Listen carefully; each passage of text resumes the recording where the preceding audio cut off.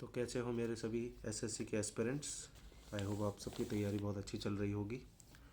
तो आज 31 जैन की करंट अफेयर्स पढ़ते हैं कि आज क्या क्या खास है, क्या क्या लोग न्यूज़ में हैं और कौन सी पॉलिसीज़ वगैरह आई हैं। सबसे पहली न्यूज़ है हमारी सहूल लैंड मास।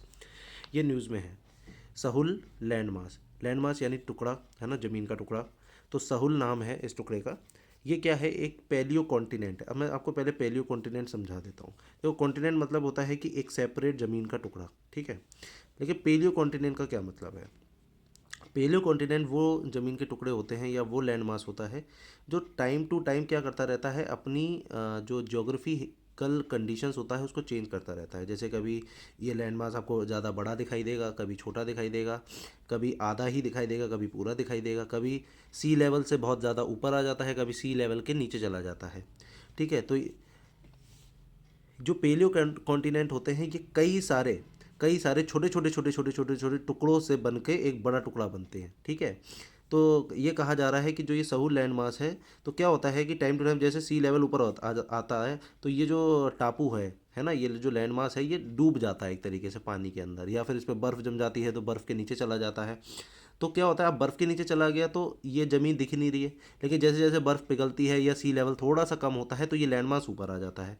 तो इस पे ऑस्ट्रेलिया, तस्मानिया और न्यू गिनी इस पे क्लेम करते हैं कि ये जो सहूल लैंड मास है ये हमारी टेरिटरी में आता है। ऑस्ट्रेलिया कहता है कि ये जो सहूल लैंड मास है ये हमारी टेरिटरी के लैंड के टुकड़ों से बना है। तस्मानिया इसको कह रहा है, और न्यू तो Sahul landmass Australia, Tasmania and New Guinea, है ना, इन तीनों के लैंड मास से बना हुआ है, ऐसा माना जाता है। अब ये भी कहा जा रहा है कि एग्जिस्टेड फ्रॉम पैलेस्टोसीन आइस एज, ठीक है। तो इतना पुराना है ये लैंड मास, ठीक है, इसलिए इसको पैलियो कॉन्टिनेंट बुलाया जाता है। चलिए अगली न्यूज़ देखते हैं क्या है। अगली न्यूज़, एक इंडेक्स लॉन्च हुआ है 2023 का, करप्शन इंडेक्स।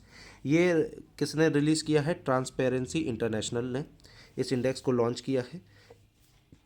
इसमें जो फर्स्ट पे है डेनमार्क, सेकंड पे है फिनलैंड एंड थर्ड पे है न्यूजीलैंड करप्शन के मामले में। इंडिया की रैंक 93 है, यानी टॉप 100 में इंडिया भी आती है।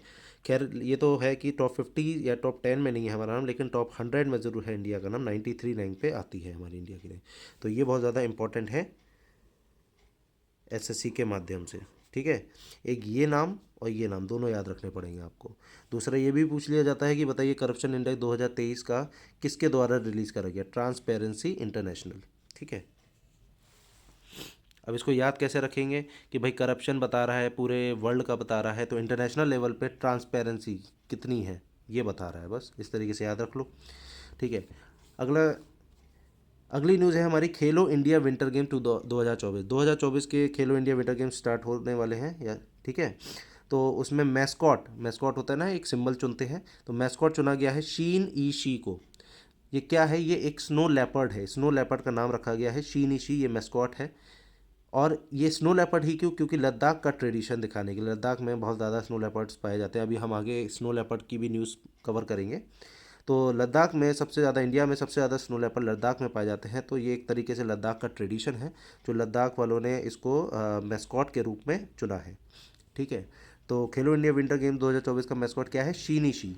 और शीनीशी क्या है? एक स्नो लेपर्ड है। चलिए आगे बढ़ते हैं। अगली न्यूज़ भी है खेलो इंडिया विंटर गेम 2024 से। अब देखिए, मैस्कॉट चुना है तो लोगो भी होता है। लोगो चुना है इन्होंने इंडियन ट्राई कलर, यानी कि हमारे जो इंडियन फ्लैग है उसमें ग्रीन, ऑरेंज और वाइट कलर का जो कलर होता है, इंडियन ट्राई कलर चुना गया है। एंड धर्मचक्र, धर्मचक्र हमको पता है, हिस्ट्री में पढ़ा होगा हमने, अशोक का धर्मचक्र होता है, इस तरीके से जो बना जाता है ये, है ना, अशोक चक्र जैसे कहते हैं। तो ये धर्म चक्र जो है इंडियन ट्राई कलर के साथ लोगों में इंक्लूड किया गया है, ठीक है। अगले न्यूज़ में नाम है हमारा जय शाह का। अब जय शाह जी हमारे न्यूज़ में क्यों हैं? क्योंकि इनको प्रेसिडेंट अपॉइंट करा गया है, प्रेसिडेंट अपॉइंट करा गया है एशियन क्रिकेट काउंसिल का। एशिया में जो कंट्रीज़ आती हैं जहाँ जहाँ क्रिकेट खेला जाता है, जिनकी कंट्री से टीम्स आती हैं खेलने के लिए, तो ये वो काउंसिल है एशियन क्रिकेट काउंसिल, उनके प्रेसिडेंट चुने गए हैं जय शाह, ठीक है। अगली न्यूज़ है हमारी खेल की, स्पोर्ट्स से रिलेटेड है। ऑस्ट्रेलियन ओपन अब देखो ऑस्ट्रेलियन ओपन मैं पहले भी बता चुका हूँ अपनी क्लासेस में कि ऑस्ट्रेलिया से रिलेटेड है कोई गेम तो आप समझ लो लॉन टेनिस है। ओपन आ गया तो पक्का लॉन टेनिस है, क्योंकि खुले में ऑस्ट्रेलिया वाले लॉन टेनिस ही खेलते हैं। ठीक है, तो ऑस्ट्रेलियन ओपन डेफ चैंपियनशिप, ठीक है, डेफ यानी मतलब होता है जो सुन नहीं सकते लोग, ठीक है। तो इनकी एक चैंपियनशिप हुई जिसमें विनर है पृथ्वी शेखर। पृथ्वी शेखर जीते हैं, कौन सी कैटेगरी में जीते हैं? सिंगल्स में जीते हैं। और ये ऑस्ट्रेलियन ओपन डेफ चैंपियनशिप कहाँ पे हुई? मेलबर्न में हुई, मेलबर्न सिटी में, ठीक है। चलो अगला है, अगली न्यूज़ हमारे इंडिया से ही है और बहुत ज़्यादा इंपॉर्टेंट है। इंडियन वेटलैंड्स, वेटलैंड्स को लेके, वेटलैंड्स क्या होता है? देखो वेटलैंड्स क्या होता है, एक तरीके से ऐसे मान लो एक टुकड़ा होता है, इस पर घास होती है बहुत सारी, है ना, और ये चारों तरफ ऐसे पानी से होता है, जैसे नदियों के बीच में जो बन जाता है ना, ये वेटलैंड्स कहलाते हैं। तो इंडियन वेटलैंड से रिलेटेड है। रामसर लिस्ट में 5 इंडियन वेटलैंड्स को ऐड करा गया है। कौन कौन से हैं नाम? मगादी केरे कंजर्वेशन रिजर्व, अनका समुद्रा बर्ड कंजर्वेशन, अगनशिनी एस्चुअरी, ठीक है। तो ये जो 3 नाम हैं ये कर्नाटका से हैं। फिर हैं अगले Karaivetti bird sanctuary, Karaivetti, Karaivetti bird sanctuary, Longwood Shola reserve forest. और ये 2 नाम कहाँ से इंक्लूड हुए हैं? तमिलनाडु से इंक्लूड हुए हैं, ठीक है। वीडियो पॉज करके आप नोट्स वगैरह बना सकते हो अपने आराम से। तो ये जो 5 नाम हैं ये इंडियन वेटलैंड्स में आते हैं और जो रामसर लिस्ट में इंक्लूडेड हुए हैं। ओके अगला हम अब देखो रामसर कन्वेंशन हमने अभी पढ़ा, रामसर साइट, तो थोड़ा सा इसके बारे में जानना बहुत ज़रूरी है, जो कि स्टैटिक जीके का एक पार्ट है। तो रामसर कन्वेंशन क्या है? देखो रामसर कन्वेंशन एक इंटरनेशनल ट्रीटी है, यानी इंटरनेशनल लेवल पे एक ट्रीटी करी गई है। क्यों करी गई है? क्योंकि ताकि वेटलैंड्स जो हैं उनको कंजर्वेशन यानी उनको बचाया जा सके, उनका सही तरीके से यूज़ करा जा सके, ठीक है। इस ट्रीटी का नाम क्या है? Ramsar convention on wetlands of international importance specially as waterfall habitat. ये पूरी ट्रीटी का नाम है, जो कि आपको रटना नहीं है, ठीक है। और ये इस तरीके से मैंने बस जस्ट इन्फॉर्मेशन के लिए आपको बताया है। बस ये याद रखना है कि रामसर कन्वेंशन एक इंटरनेशनल ट्रीटी है जो कि वेटलैंड्स के लिए बनाई गई है, ठीक है। February 2, ये इंपॉर्टेंट है, इसको आपको याद रखना पड़ेगा। February 2 को वर्ल्ड वेटलैंड्स डे बनाया जाता है, ठीक है। ये स्ट्रेटेजिक जीके के पॉइंट ऑफ व्यू से बहुत ज़्यादा इंपॉर्टेंट है। चलो अगला देखते हैं। हाल ही में एक डिस्कवरी हुई है कैंगरू लिजर्ट की, ठीक है। एक छिपकली है और ये 2 पैरों पे चल सकती है, तो ये इसको कैंगरू लिजर्ट बोला गया है। ये कहाँ पे अभी देखी गई है? वेस्टर्न घाट्स में देखी गई है, ठीक है। तो थोड़ा बायोलॉजिकल पॉइंट ऑफ व्यू से कौन सी फैमिली से बिलोंग करती है? अगामाइडे, ठीक है। और कौन कौन से जीन्स हैं इसमें? एगस्तिया गामा। तो जो साइंटिस्ट वगैरह हैं जिन्होंने इसको खोजा या जिन्होंने स्पॉट किया इसको, तो उसको एक निकनेम दिया है, इस कैंगरू लिजर्ट को एक निकनेम दिया है डिमिनुटिव ड्रैगन, ठीक है। डिमिनुटिव ड्रैगन के नाम से ये जानी जाएगी। चलो आगे देखते हैं। अगली न्यूज़ में है हमारा इंटरनेशनल ज़ेब्रा डे 2024, 31 जनवरी को यानी आज ही के दिन जो है इंटरनेशनल ज़ेब्रा डे बनाया गया। अब हमारे पूरे जो कह सकते हैं आप वर्ल्ड में, है ना, ये 3 तरह के जेब्रा स्पीशीज़ पाए जाते हैं। पहली है ग्रीवीज जेब्रा, दूसरी है प्लेन्स जेब्रा एंड थर्ड है माउंटेन जेब्रा। पूरे वर्ल्ड में ये 3 टाइप्स के जो हैं जेब्रा की स्पीशीज़ हैं जो पाई जाती हैं। और इस तारीख को इसलिए इनको सही से लोग समझें, है ना, इनके बारे में लोग पढ़ें, इनके लिए इनको बचाया जाए, इसलिए इंटरनेशनल जेब्रा डे बनाया जाता है। जिसमें ये वाली जो स्पीशीज़ है ग्रीवीज जेब्रा, ये क्रिटिकली इंडेंजर्ड कैटेगरी में आती है, यानी कि इसकी जो नंबर ऑफ पॉपुलेशन है वो कम है, तो लगभग ये ख़त्म होने वाली है, इसलिए इसको बचाने के ऊपर बात चल रही है। अगली न्यूज़ में है हमारा ICAR। ICAR क्या है? Indian council of agriculture research. ये एक तरह का काउंसिल है हमारे इंडिया का, जो एग्रीकल्चर से रिलेटेड चीज़ों पे रिसर्च वगैरह करता है, ठीक है। एग्रीकल्चर में जो भी चीज़ें आती हैं आपकी और पशुपालन वगैरह, ये सब में ये रिसर्च वगैरह करता है, ठीक है। तो ये ICAR जो है न्यूज़ में क्यों है? क्योंकि इन्होंने इंडिया में पहला लैब फिश मीट ग्रोन करने का जो है कर लिया है इंडिया में। अब क्या हुआ करे, जैसे हम फिश जो मीट वगैरह खाते हैं, नॉनवेज वगैरह लोग हैं, अब वो मार्केट में जाते हैं, अब एनिमल्स को मारा जाता है, इसलिए इन्होंने इसमें ध्यान रखते हुए अब लैब में तैयार होगा ये फ़िश मीट, है ना। तो ये इम्पोर्टेंट है हमारे लिए। अब दूसरा, ये कौन कौन सी फ़िशेज़ को टारगेट करेंगे, ठीक है, मतलब कौन सी फ़िशेज़ लैब में तैयार होंगी, कौन सी फ़िशेज़ का मीट लैब में तैयार करा जाएगा। एक तो है किंग फिश, एक है पॉम्फ्रेट एंड एक है सीर। ठीक है, क्योंकि मार्केट में इन तीनों फिश की डिमांड बहुत ज़्यादा है, इनका मीट बहुत ज़्यादा खाया जाता है। अब ये जो इंडियन काउंसिल है ये अपने कौन सी इंस्टीट्यूट में इस चीज़ के बारे में प्रिपेयर करेगी? Central marine fisheries research institute. तो ये जो इंस्टीट्यूट है CMFRI, ये किसके अंडर काम करता है? Indian council of agriculture research के अंडर काम करता है। ठीक है, तो आई होप आपको पूरा समझ में आ गया होगा। चलो अगला देखते हैं। न्यूज़ में है हमारे दो लोग, एक है NSIL ऑर्गेनाइजेशन और एक है एरियन स्पेस ऑर्गेनाइजेशन। अब ये दोनों न्यूज़ में क्यों है? NSIL क्या है? हमारे इसरो के लिए काम करता है ना, रॉकेट वगैरह बनाना, सैटेलाइट्स बनाना, ये सब काम करता है NSIL। और एरियन स्पेस एक फ्रेंच कंपनी है। तो इन दोनों के बीच में एक मेमोरेंडा फाइनल हुआ है, एक पार्टनरशिप फाइनल हुई है, ताकि ये इसरो की सैटेलाइट्स लॉन्च में क्या कर सकें? सपोर्ट कर सकें, हेल्प कर सकें। ठीक है, जैसे अब धीरे धीरे मॉडर्नाइजेशन बहुत ज़्यादा होता जा रहा है, नए नए पार्ट्स लाने पड़ते हैं, नई नई टेक्निक्स आ गई हैं, नई नई टेक्नोलॉजीज़ आ गई हैं। तो इन सब से ओवरकम करने के लिए इन दोनों ने हाथ मिलाया है ताकि इसरो को हेल्प कर सकें। चलो आगे देखते हैं। अगली न्यूज़ में है हमारे आर चंपक लक्ष्मी। आर चंपक लक्ष्मी हाल ही में इनकी जो है डेथ हो चुकी है, ये पास्ड अवे हो चुके हैं। तो ऐसे क्वेश्चन फ्रिक्वेंटली SSC में बहुत पूछे जाते हैं कि बताइए 4 नाम है उनमें से कौन। तो ये क्या थे? ये बाय प्रोफेशन क्या थे? एक हिस्टोरियन थे। ये चीज़ बहुत ज़्यादा इंपॉर्टेंट है जो पूछी जाती है कि बताइए कि चंपक लक्ष्मी हाल ही में जो है इनकी डेथ हुई, तो ये बाय ऑक्यूपेशन ये क्या थे? तो एक हिस्टोरियन थे।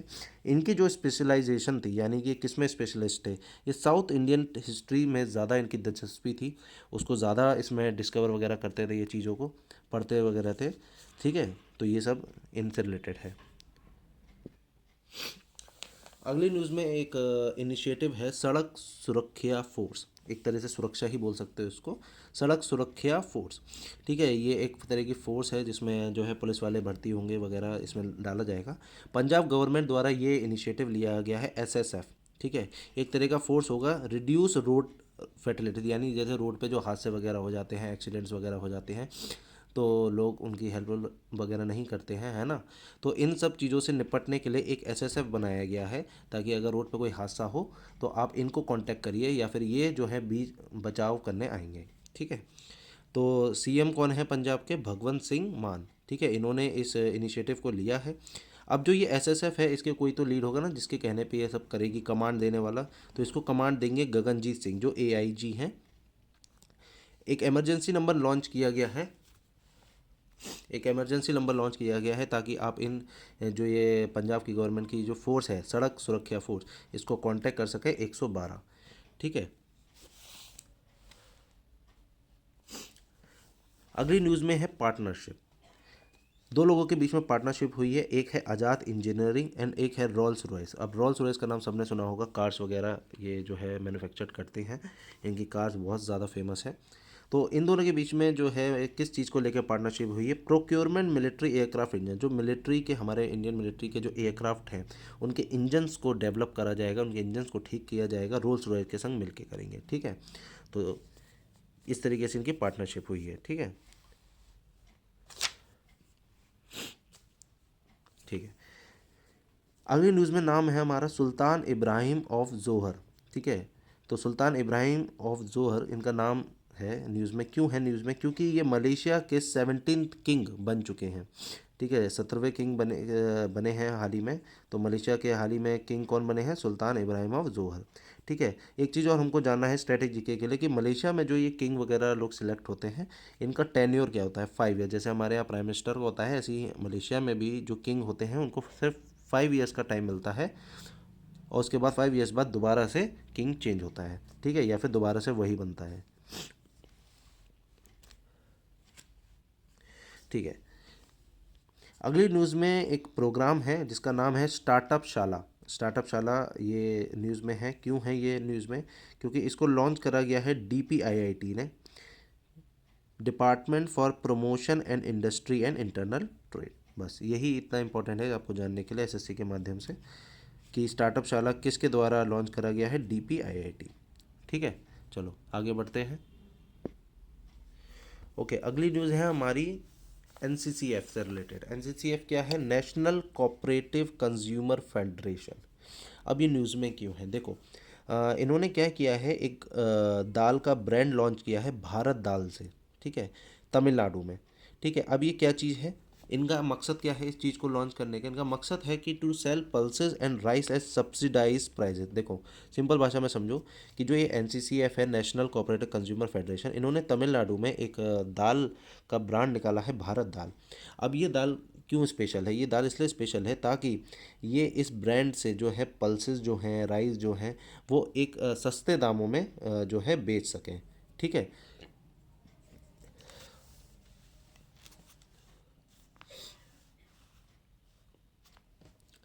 अगली न्यूज़ में है हमारा वोट ऑन अकाउंट। अब ये वोट ऑन अकाउंट क्या है, ये एक इंटरिम बजट है जो कि निर्मला सीतारमन 1 फरवरी को जो क्या करने वाली है, लॉन्च करने वाली है। ठीक है, तो ये बहुत ज़रूरी है कि ये क्वेश्चन इस तरीके से बन के आएगा आपके पास कि finance minister Nirmala Sitharaman launch the interim budget known as vote on account. ठीक है,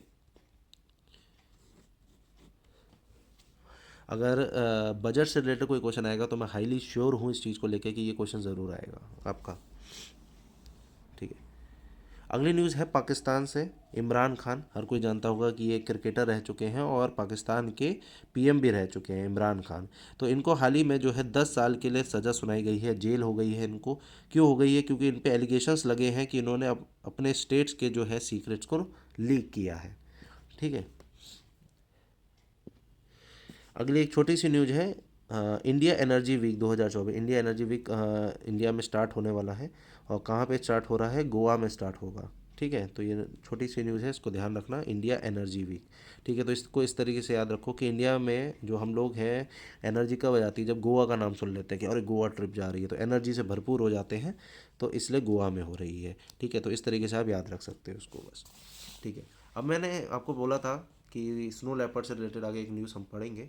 तो रिपोर्ट एक जो है न्यूज़ में है, एक रिपोर्ट आई है।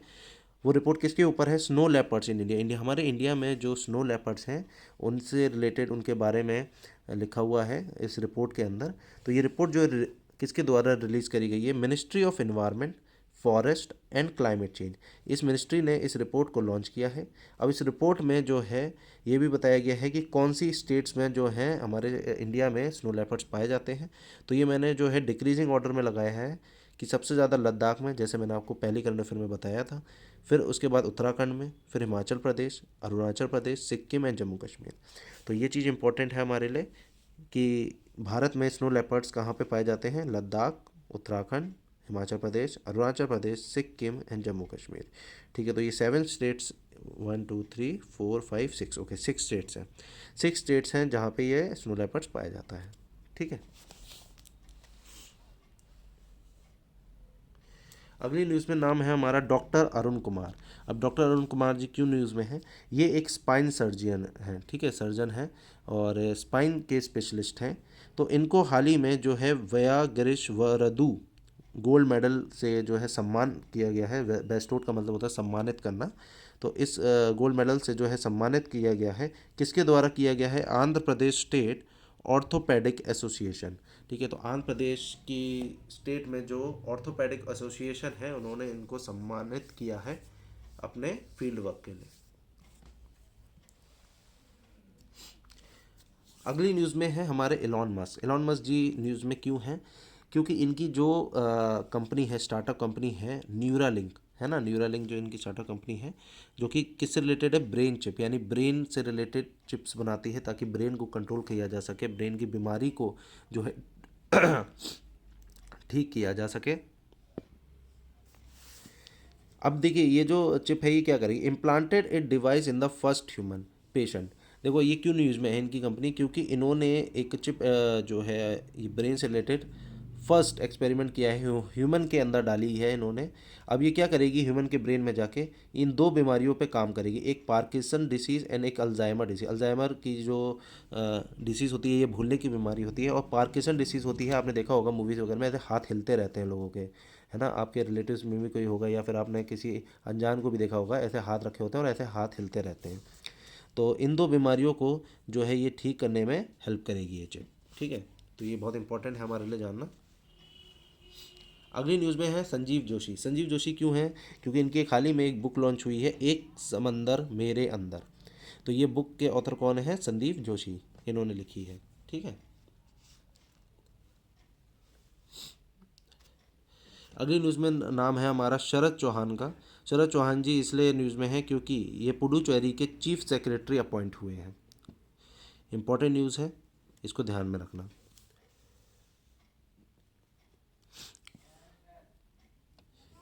ठीक है। अगली न्यूज़ में एक और नाम है हमारा सोनम मास्कर का।